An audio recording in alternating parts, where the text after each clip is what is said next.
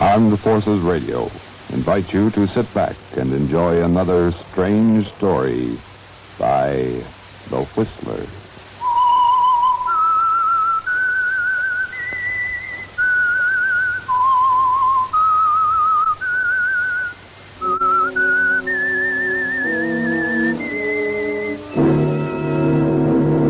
I am the Whistler, and I know many things, for I walk by night.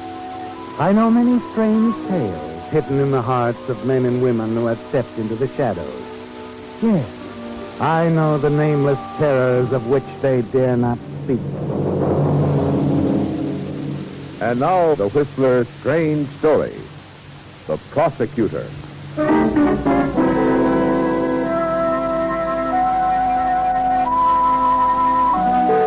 The courtroom was tense now. Assistant District Attorney Philip Graham was beginning to summarize for the prosecution.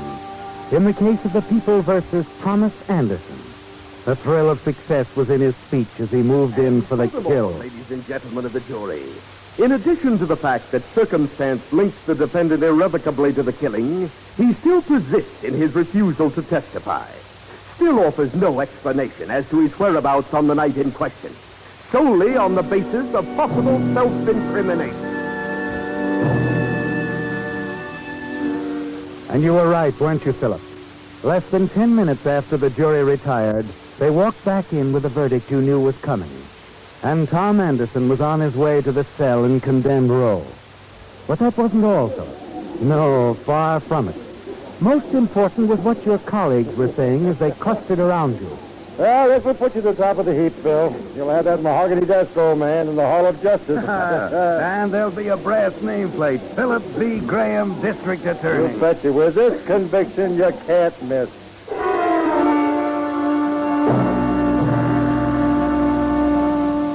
And they were right, weren't they, Philip? The voters made it official 2 weeks later. And only you know what kind of a job you really did. Yes, it isn't easy to convict a man when you know in your heart that he's completely innocent.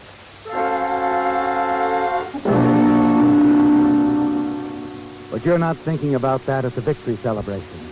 There's too much else going on. Congratulations, backslapping, important people. And above all, a beautiful brown-haired girl with clear blue eyes and a quick, easy smile. I didn't quite get that name. Corinne Scott. Oh, Mr. Graham, how wonderful to actually meet you. Oh, not at all. The pleasure's mine. I know you've heard it many times, Mr. Graham, but, well, I thought you were magnificent at the Anderson trial. No, I was only doing my job. A public prosecutor. It's almost like playing fate. Oh, now, wait a minute. I mean, the idea of holding the fate of a fellow human being in the palm of your hand. It's a little frightening. It's such a responsibility. Yes, it is a responsibility. Of course, we make pretty certain of our facts before we step into a courtroom and start making accusations. Of course you do. Old American custom, you know, a man is innocent until proven guilty. But just think, Mr. Graham, in this case, the jury was about to let that killer go free. Why, if it hadn't been for you... Yes, I had a feeling about Tommy Anderson from the very beginning. It must have been a very hard fight. It wasn't easy. Of course, if a man knows what he's doing and... And where he's going. What do you mean? Well, I guess I admire ambitious men, Mr. Graham. I admire them very much. Thank you, Miss Scott. I probably shouldn't say this, but... Please do. Well, I think this is a silly way to celebrate anything so important as becoming district attorney. A stuffy reception and a lot of politicians. Now, if I were running things... Yes. I'd get rid of the politicians. I'd reserve a table for two at a little restaurant I know, where the steaks are heavenly and there's vintage wine, crepe Suzette. And champagne? There's Clicquot 1940, no less. How does it sound? You're a pretty good salesman. Well, that's all. That's what I do. And when would you do it? Oh, tomorrow night, perhaps. Say about 9. You know I'm a married man, of course. What's that got to do with the victory celebration? Well, if that's the way you look at it. 9 o'clock tomorrow night. All right, Miss Scott.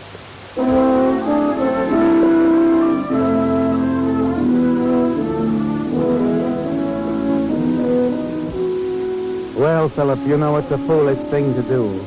But there's something in the way she looks up at you and smiles that makes it all sound very reasonable. And you forget about everything else.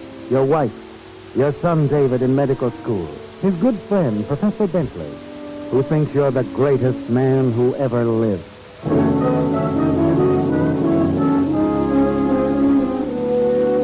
At 8:15 the following night, you're standing before the mirror in your bedroom, adjusting your tie. Corinne is lovely, isn't she? And as you put on your dinner jacket, you're thinking of the soft lights in the music. Oh, there you are, Dad. Here he is, Professor. Almost gave you up, Dad. Thought you weren't coming. Hello, son. You got the culprit at last. I told you wouldn't walk out on us, Dave. Hurry up, Dad. We're a half hour late as it is. Well, what do you mean we're late? Say, what's the idea of the dinner jacket, Mr. Graham? Yeah, there's nothing formal about Wait a this. minute. What's this all about? Huh? You going somewhere? Are we going somewhere? Dad, you didn't forget. Well, forget what? Tonight, you promised you'd go. Promised I'd go where? Don't you remember? The faculty's having a father and son night. Professor Bentley's in charge. Good Lord, I did forget. Oh, I know, Mr. Graham. You're a busy man. Dad, you've never forgotten before. You've come with us every year now. I'm awfully sorry, son. Professor, I just can't make it. What is it? Where are you going? Well, it's a committee dinner, son. Very important. I simply can't get out of it. But, Dad... I said I can't get out of it. Let it go at that, will you? All right, Dad. I'm sorry.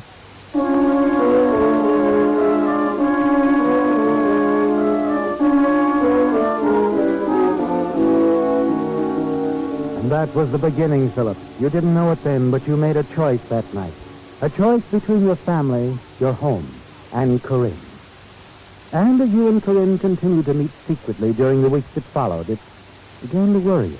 Not your family, of course. It was your position, your reputation. Oh, Philip, I think it's wonderful. All you've accomplished. Corinne, there's something You I don't think... have to say it, Philip. I know what you're thinking. Do you? You're wondering when I'm going to tell you I want out. When I'm going to tire of loving a man I can never be seen with. Corinne, dear, Isn't that it? frankly, yes. Please don't think about it anymore. I don't want to break up your home. I never will, darling. Because it would hurt the very thing I admire you for most of all. Your career. That's all.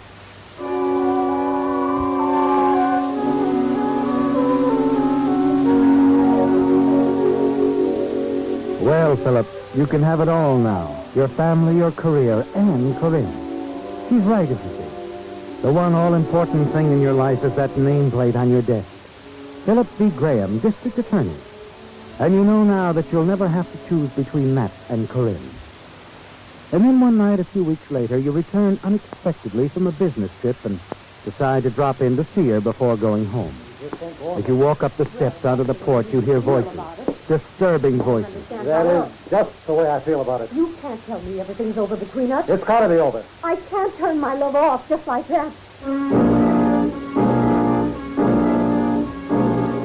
As you grab the handle of the front door, a rage wells up inside you, gripping your stomach, rising in your throat and bursting in your brain like a shell. Open this door! Corinne! Corinne! Philip, why did you come here? Never mind that. Who are you talking Oh, to? Philip, be quiet. Don't lie to me. Where is he? Philip. Tell me I heard someone in here. Where's he hiding? Oh, please, Philip. Get out of my way! You step past her. The closet door is partly open. And as you walk toward it, Corinne steps to the light switch. The room goes dark. Turn on that light. Here you are. I knew it. As you struggle with him in the darkness, you realize he's too powerful for you. He forces you back against the table. Your hand lights on a heavy metal bookend. In a blind rage, you swing it high.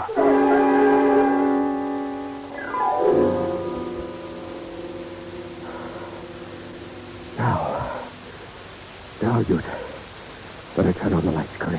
Philip. Hurry up. All right. Good Lord. Oh, Philip, why did you do it? He didn't mean anything to me. Nothing at all. He came here because he found out about us. He wanted me to stay away from you. Oh, get some water quickly. It's no use. He's dead. Oh, no. You killed Professor Bentley, your son's best friend.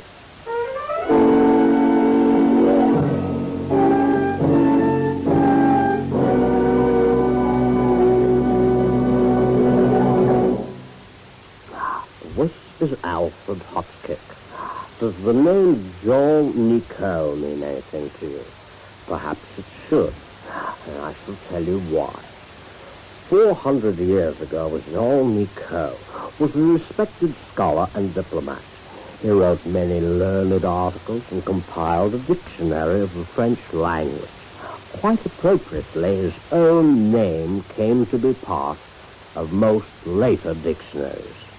For you see, while Monsieur Nico was serving as ambassador to Lisbon, he became fascinated by a strange plant that had been brought over from the new land of America.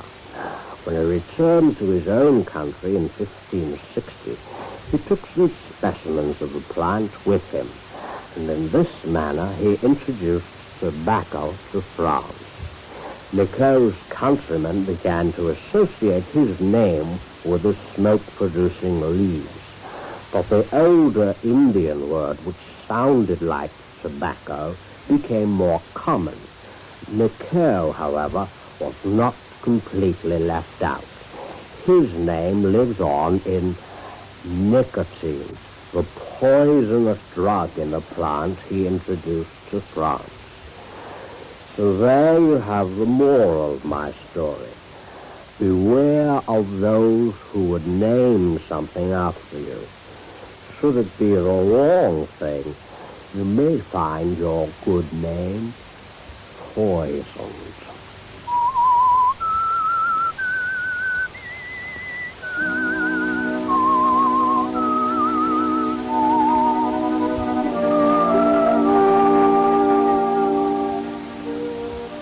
Well, Philip, you never expected anything like this. This couldn't be happening to you. It's all so horrible, so fantastic. For weeks now, your association with Corinne Scott has seemed so completely wonderful.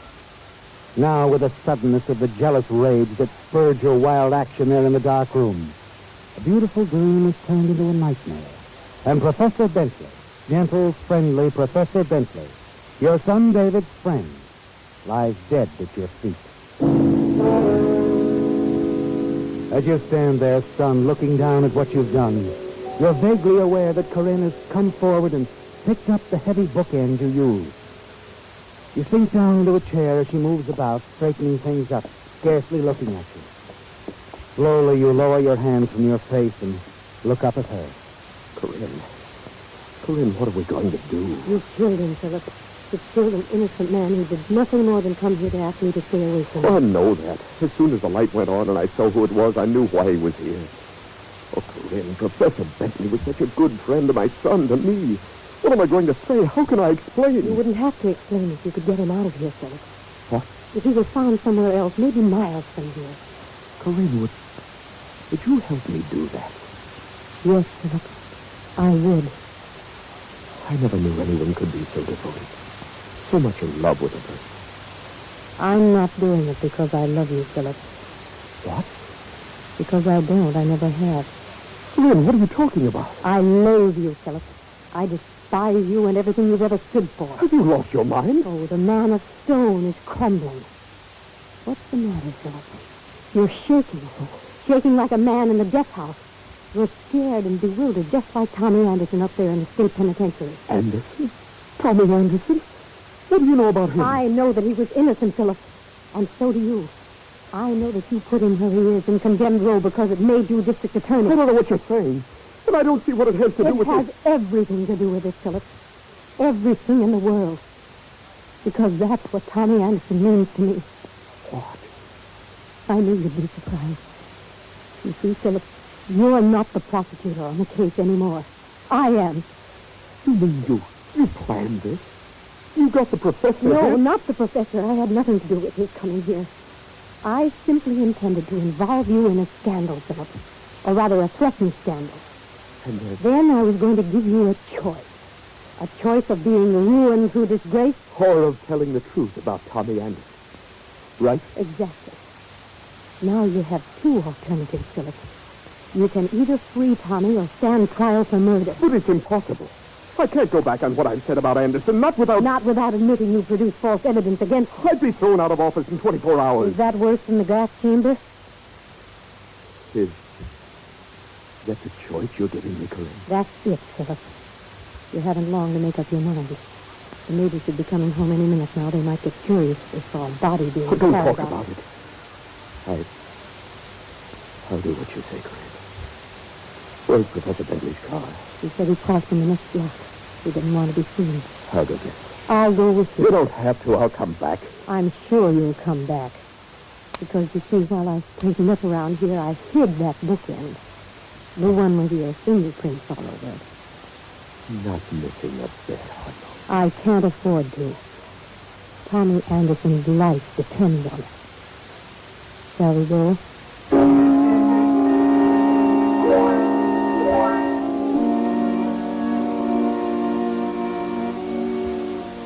You find the professor's car a block away. Run it into the drive alongside the duplex. Corinne helps you carry the professor's body out of the house to the car, warns you to call her soon, and returns to the apartment. In the next half hour, you live your life over, don't you, Philip? Driving grimly through the night, not knowing exactly where you're going, trying to stay on the darkest streets until you reach the edge of town. The university looms up ahead, a big, slumbering shadow. And you decide there's no better spot than Professor Bentley's own campus. You run the car in beneath the clump of trees, turn off the motor, wipe away your fingerprints, and climb out.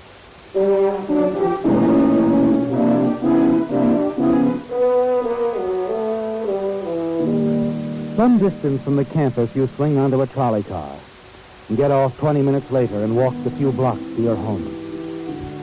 Not much hope for sleep, is there, Philip? Nothing to do but wait for the axe to fall.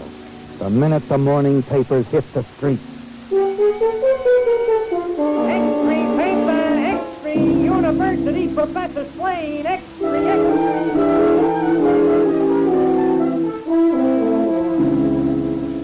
Police offer the theory that the killing might be a gangland reprisal against District Attorney Philip Graham, whose home the slain professor often visited. Recent efforts by the Graham regime to rid the city of gangster domination are known to have caused threatening talk in many quarters, a City Hall spokesman said today. While Graham himself could not be reached concerning...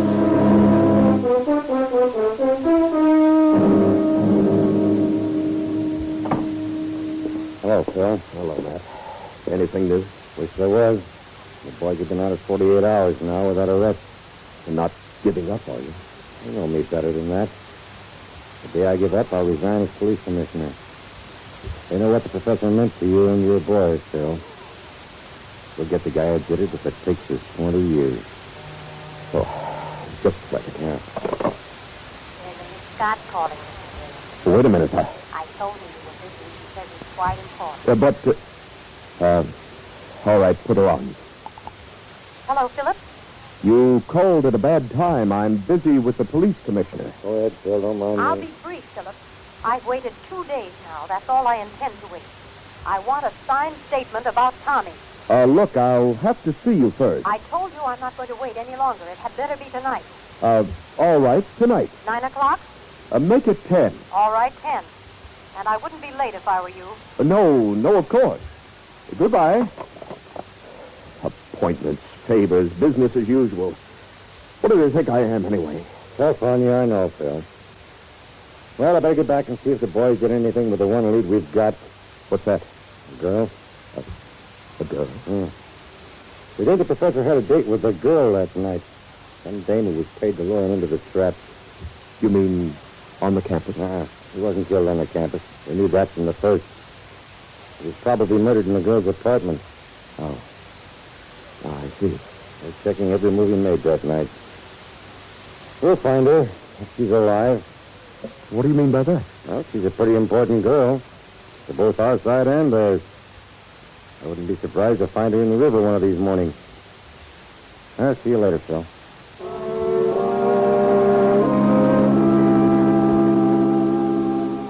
And you're thinking about the girl as he talks to you, aren't you, Philip? Of what she told you that terrible night in her living room. That you have two alternatives, Philip. You can either flee Tommy or stand trial for murder. But there's another choice now, isn't there? Yes, it's been done before. The usual disappearance of the key witness with all the gangster trimmings. They'll never question it for a moment. At 5 minutes of 10, as you walk onto the porch of Corinne's house for the first time since the murder, you've made a terrific decision. You're going to kill her. Well, you're right on time, Philip. I'm always on time. Well, it won't take long. I didn't quite understand what you meant this afternoon about discussing it. There's nothing to discuss. I wanted a signed affidavit that you sent Tommy Anderson up on manufactured evidence. I'll be only too happy to walk out of your life. It's very simple. It's not that simple, Corinne. I want that bookend, for one thing. Naturally. What about your signed statement? Here you are. I wrote it at the office this afternoon. It's all there. It certainly is. What about the bookend? Just a minute. I'm enjoying this.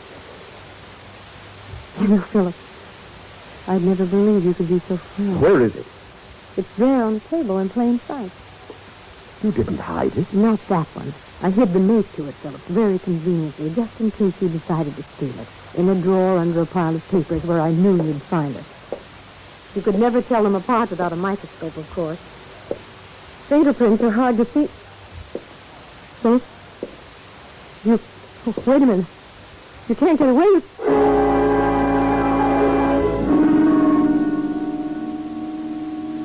Sorry, Corinne.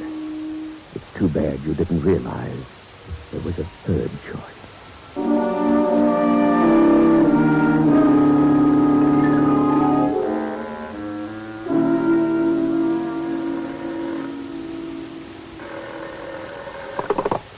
Graham speaking. Bill, there's a big break in the Bentley case. Go on. The girl I told you about. She's more than a theory now. She's a corpse. Found her dead in her apartment this morning. Any idea who did it? We know who did it, Phil. Oh, that's pretty quick work. You want me to send a car for you? For me? I'm afraid so. Where are you? Her apartment. We got the suspect here with us. Oh, you have him there? That's right. For sure, Matt. Send the car. I'll be right over.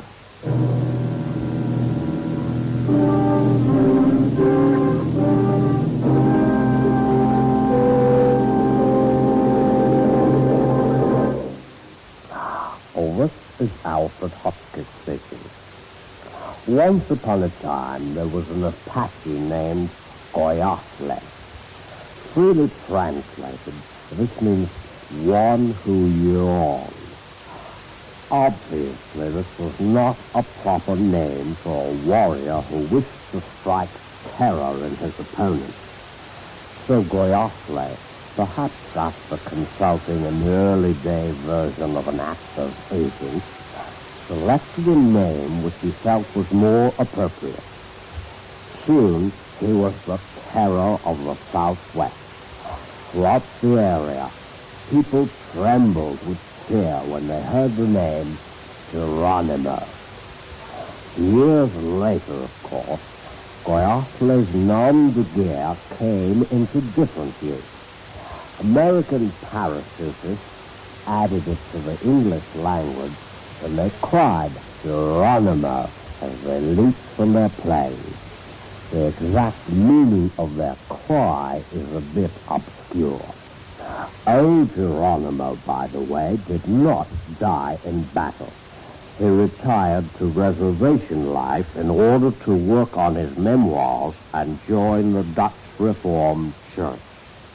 May I add, there is absolutely no truth to the stories that Geronimo entitled his autobiography, "They laughed when I raided a village, and then I changed my name." The idea is absurd.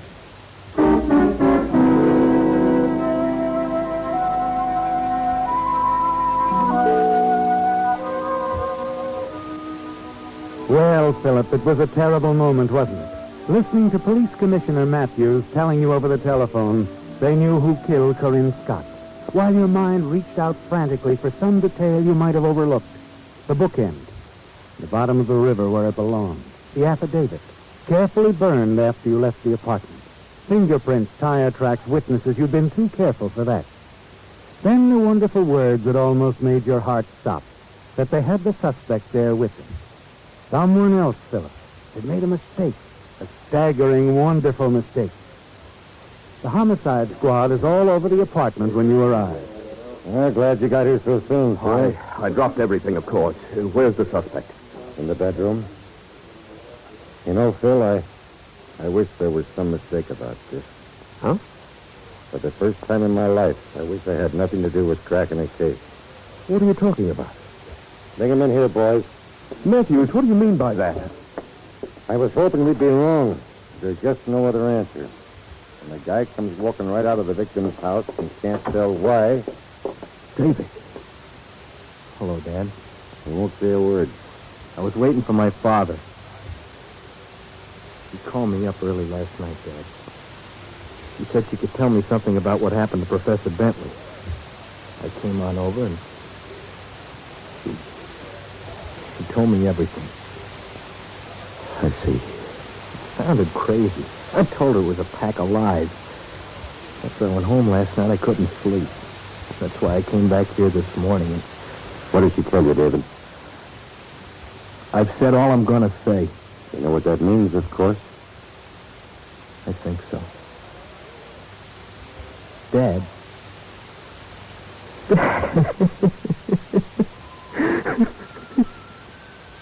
Matt, Yes, Phil?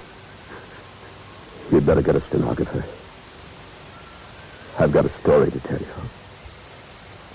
A story that begins with Tommy Anderson and ends right here.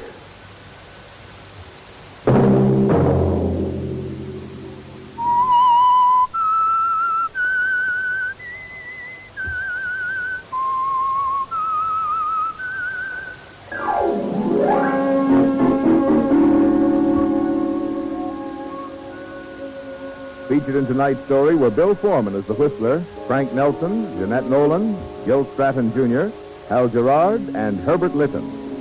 The Whistler was directed by George W. Allen, with story by Joel Malone, music by Wilbur Hatch, and was transmitted overseas by the Armed Forces Radio Service. The Whistler was entirely fictional, and all characters portrayed on The Whistler are also fictional.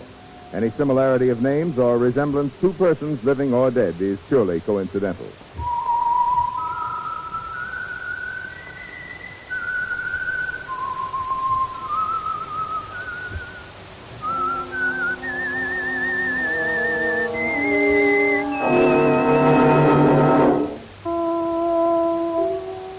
Tune in again next week at the same time for The Whistler.